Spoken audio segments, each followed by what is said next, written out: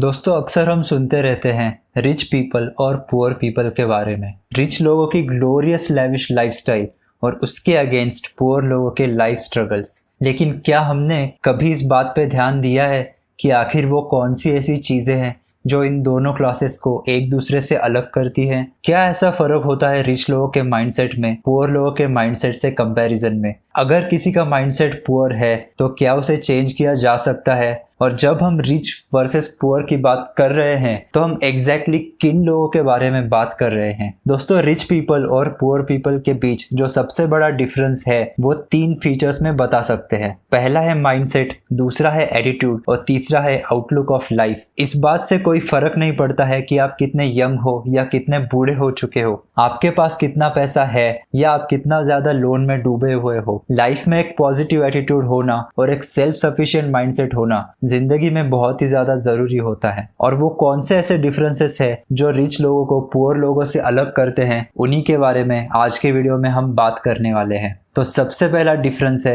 Multiple streams of income. दोस्तों usually rich लोगों के पॉकेट में कई सारे एवेन्यूज से पैसे आते हैं। उनकी एक मेन इनकम स्ट्रीम के साथ साथ ही वो अपने लिए और भी कई सारी इनकम स्ट्रीम्स क्रिएट कर लेते हैं, क्योंकि रिच लोग अपने पैसे एसेट्स को ओन करने में खर्च करते हैं, जैसे कि stocks, bonds, real estate etcetera. इन एसेट्स से उनके पास पैसिव इनकम कंटिन्यूसली आती ही रहती है, जिसे हम बोल सकते हैं earning money while you are asleep. जबकि पुअर लोगों के पास एक ही इनकम स्ट्रीम होती है, फॉर एग्जांपल उनकी सैलरी, और वो कभी भी मल्टीपल इनकम स्ट्रीम्स क्रिएट करने के बारे में गौर से सोचते भी नहीं है, और वो अपने पैसे अपनी वांट्स पे और लायबिलिटीज खरीदने के चक्कर में खर्च कर देते हैं। इसका एक बहुत बड़ा रीजन है रिच लोगों का माइंडसेट होता है ग्रोथ माइंडसेट और पुअर लोगों का माइंडसेट होता है कंज्यूमर माइंडसेट। इसलिए जब रिच लोगों के पास पैसे आते हैं तो उनके दिमाग में पहली बात ये आती है कि मैं इस पैसे को कैसे ग्रो कर सकता हूँ, और पुअर माइंडसेट के लोगों के दिमाग में पहली बात ये आती है कि मैं इस पैसे को कहाँ पे खर्च कर सकता हूँ और इन पैसों से क्या क्या खरीद सकता हूँ। दूसरा डिफरेंस है spending habits. Guys rich mindset वाले लोग हमेशा सिर्फ इसेंशियल चीजों पे यानी कि उनकी नेसेसिटीज पे ही अपना पैसा खर्च करते हैं। अपनी वांट्स और डिजायर्स को वो हमेशा कंट्रोल में और लिमिटेड रखते हैं। फॉर एग्जांपल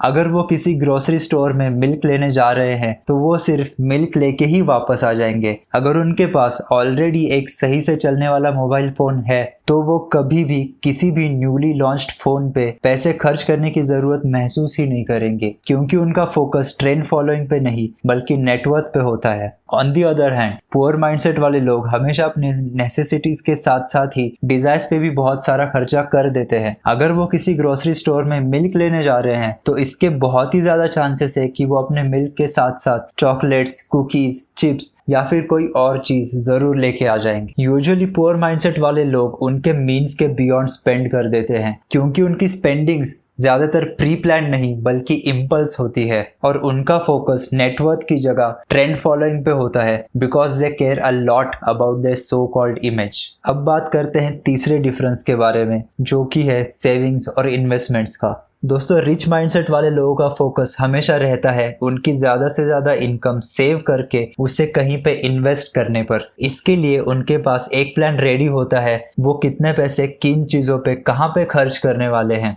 और कितने पैसे month on month, year on year उनकी इनकम से सेव करने वाले हैं। अगर उन पे कोई डेट है तो वो सबसे पहले उसे पे ऑफ करना प्रेफर करते हैं। वहीं पे पुअर माइंडसेट वाले लोग हर महीने के आखिर में अपने एक्सपेंसेस मीट कर पाने में स्ट्रगल करते हैं और ज्यादातर केसेस में पे चेक टू पे चेक ही जीते हैं, क्योंकि जितना पैसा वो अर्न करते हैं उससे हार्डली कुछ अमाउंट वो सेव कर पाते हैं। तो इन्वेस्टमेंट्स तो बहुत दूर की बात है। उनके ना ही कोई फाइनेंशियल गोल्स होते हैं और ना ही कोई प्लान होता है उन गोल्स को अचीव करने का। दोस्तों चौथा डिफरेंस है एटीट्यूड टुवर्ड्स रिस्क। इस पॉइंट को समझने के लिए हम एक स्टोरी के बारे में बात करते हैं। जब ईबे ने पेपैल को साल 2002 में एक्वायर किया था तब इलॉन मस्क को इस सेल प्रोसेस में $180 मिलियन मिले थे। अगर वो चाहते तो इन पैसों से कोई एफडी करा के आराम से एक मिलियनियर वाली लाइफ जी सकते थे, लेकिन उन्होंने इन $180 मिलियन में से स्पेसएक्स में 100 मिलियन, टेस्ला में 70 मिलियन और सोलार सिटी में $10 मिलियन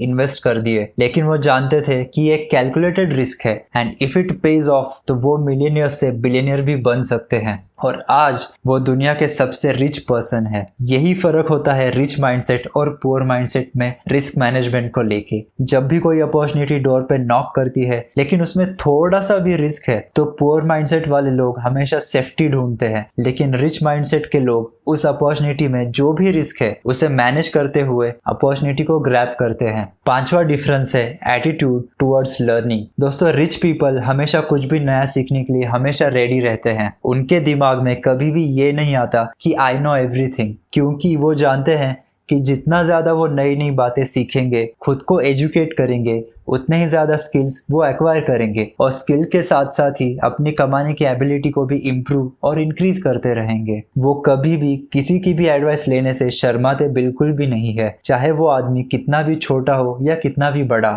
इसके बिल्कुल उल्टा पुअर माइंडसेट वाले लोग अपनी फॉर्मल एजुकेशन खत्म हो जाने के बाद अपनी लर्निंग को बिल्कुल बंद कर देते हैं और किसी की एडवाइस सीख करने में भी कतराते हैं, क्योंकि उनका ईगो इसके बीच में आ जाता है और इसी कारण से वो ना ही कोई नए स्किल्स एक्वायर कर पाते हैं और ना ही कोई नई इनकम स्ट्रीम्स क्रिएट कर पाते हैं। अब बात करते हैं छठे डिफरेंस के बारे में, जो कि है लॉन्ग टर्म थिंकिंग। गाइस, जिन लोगों का माइंडसेट रिच होता है वो इंस्टेंट ग्रेटिफिकेशन की जगह लॉन्ग टर्म फ्यूचर के बारे में सोचते हैं और खुद के लिए लॉन्ग टर्म गोल्स सेट करके उन्हें अचीव करने का प्लान भी प्रिपेयर करते हैं। वहीं पे पुअर माइंडसेट वाले लोग इंस्टेंट ग्रेटिफिकेशन पे जीते हैं, जैसे कि कोई इम्पल्स बाइंग कर लेना, अचानक से ही कोई नए अनप्लान्ड वेकेशन पे चले जाना, कहीं बाहर खाना खा लेना या फिर कोई मूवी देख लेना। ये सब चीजें इंस्टेंट ग्रेटिफिकेशन प्रोवाइड करती है। वैसे तो हालांकि कभी कभी ये चीजें करने में कोई बुरी बात नहीं है, लेकिन उसके साथ साथ ही हमारे लाइफ में कुछ गोल्स, एम्बिशंस, ड्रीम्स होने ही चाहिए और यहीं पे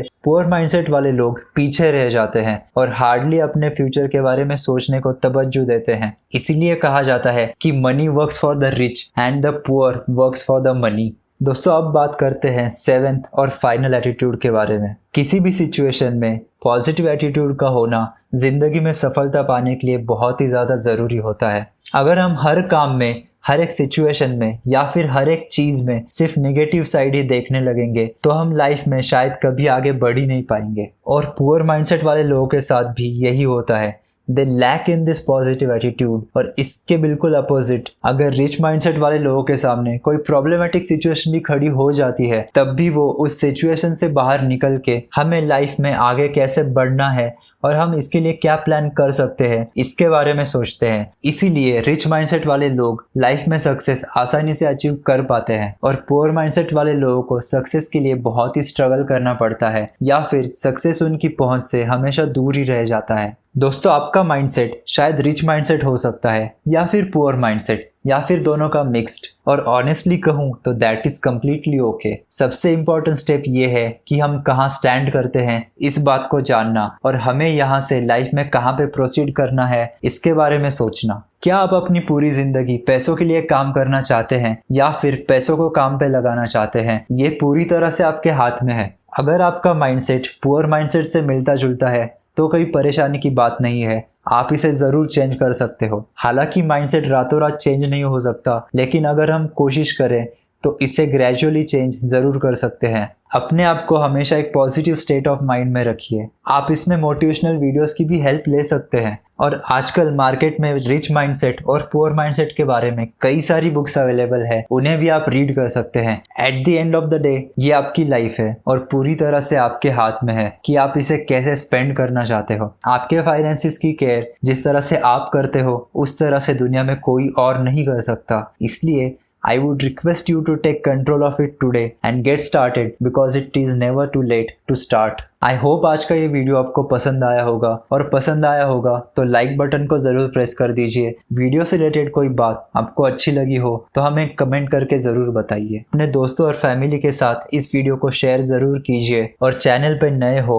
तो सब्सक्राइब करके बेल आइकॉन को ज़रूर प्रेस कर दीजिए ताकि जैसे ही कोई नया वीडियो चैनल पे अपलोड होगा आपको तुरंत ही नोटिफिकेशन आ जाएगा। मैं मिलूंगा आपसे ऐसे इन्फॉर्मेटिव वीडियो में, तब तक के लिए goodbye and take care.